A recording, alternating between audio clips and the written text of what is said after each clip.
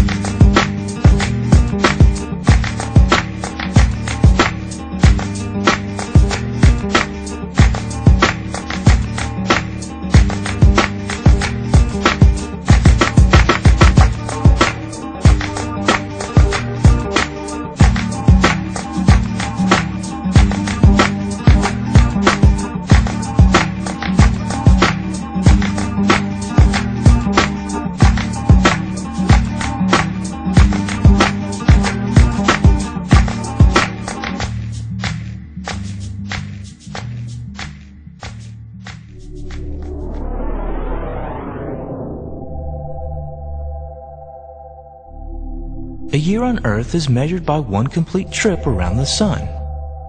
Seems simple enough, but there is a problem. the Earth doesn't travel in a path around the Sun that returns to its starting point.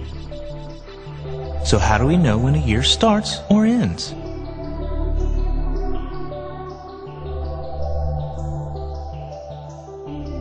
Well, one way, called a sidereal year, measures our orbit against the distant stars.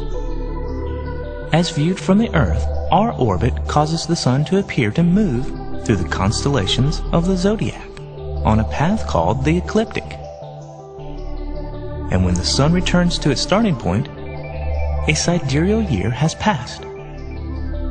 This motion is difficult to observe directly because the stars cannot be seen when the Sun is in the sky. However, if you look at the sky before each dawn, the annual motion is very noticeable. The last stars seen to rise are not always the same, and within a week or two, an upward shift can be noted. As an example, in July in the northern hemisphere, Orion cannot be seen in the dawn sky, but in August it becomes easily visible. Measuring a year this way gives a period that is 365 days, 6 hours, 9 minutes, and 10 seconds long.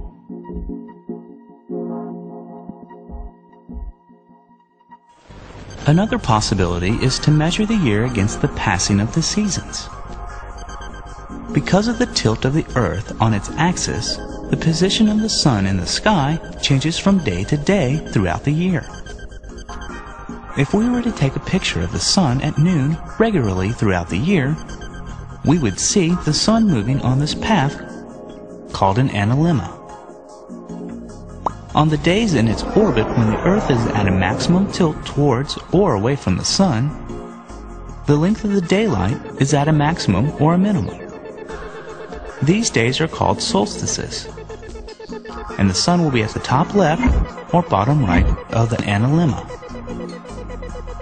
On the days when the Earth's tilt is perfectly sideways to the Sun, the day and night are equal in length. These are the equinoxes, and the Sun will be at this crossover position in the analemma. When the Sun goes from one vernal equinox to the next, a tropical year has passed. Measuring this way gives a year that is 365 days, 5 hours, 48 minutes, and 46 seconds long.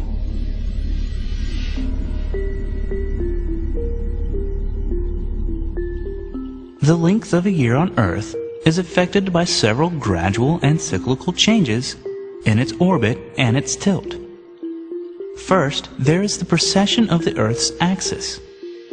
Over a period of about 26,000 years, the Earth's axis traces out a circle in the sky.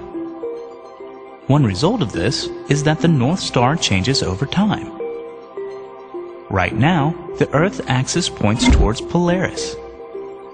5,000 years ago, the axis pointed to a star in the constellation Draco. And 12,000 years ago, the brilliant star Vega was the pole star. And because of the 26,000-year cycle, Vega will be the pole star again in 14,000 years. The precession of the equinoxes is caused primarily by gravitational forces of the Sun and the Moon acting on the Earth. While the axial tilt is the primary cause of seasons on the Earth, the distance from the Sun, which changes throughout the year because of the elliptical shape of the Earth's orbit, contributes a small bit of temperature variations throughout the year as well. When the axis is aligned so it points towards the Sun during perihelion, one hemisphere will have a greater difference between the seasons, while the other hemisphere will have milder seasons. The hemisphere, which is in summer at perihelion, will receive much of the corresponding increase in solar radiation. But that same hemisphere will be in winter at aphelion and have a colder winter. The other hemisphere will have a relatively warmer winter and cooler summer. When the Earth's axis is aligned such that aphelion and perihelion occur near the equinoxes, the northern and southern hemisphere will have similar contrast in the seasons. At present, perihelion occurs during the southern hemisphere summer, and aphelion is reached during the southern winter. So the southern hemisphere seasons are somewhat more extreme than the northern hemisphere seasons when other factors are equal.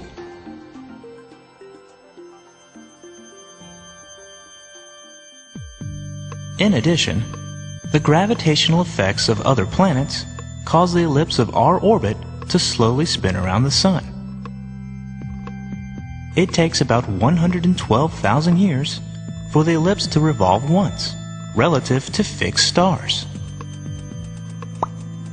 When considered together, the two forms of precession add, and it takes about 21,000 years for the solstice to go from aphelion to aphelion. The dates of the perihelion and the aphelion advance each year on this cycle, an average of 1 day per 58 years. The eccentricity of the Earth's orbit is a measure of how round or how oval the orbit shape is.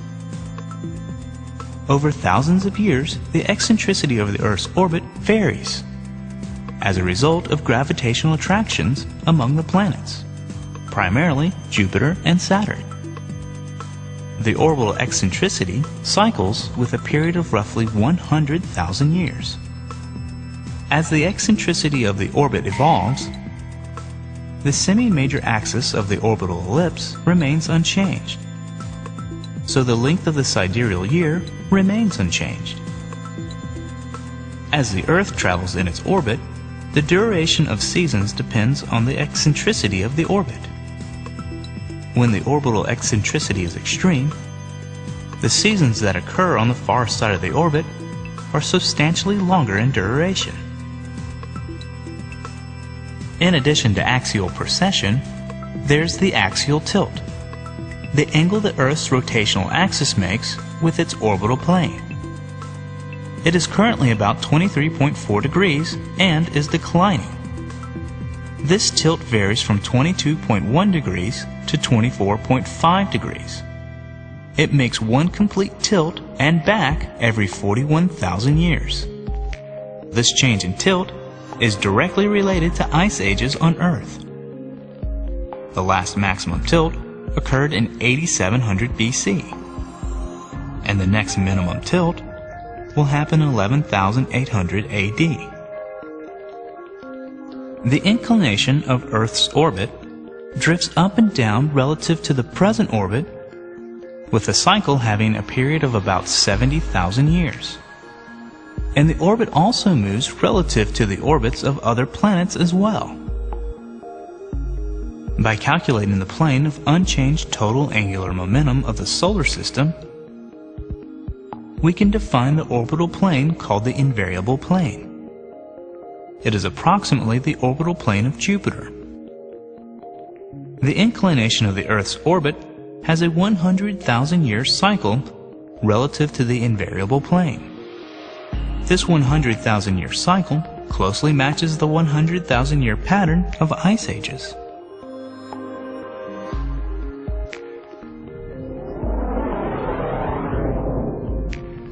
A year on Earth is directly determined by all the various orbital motions of the Earth. So, if someone tells you how many years old they are, you might ask them, is that sidereal, tropical, or anomalous years?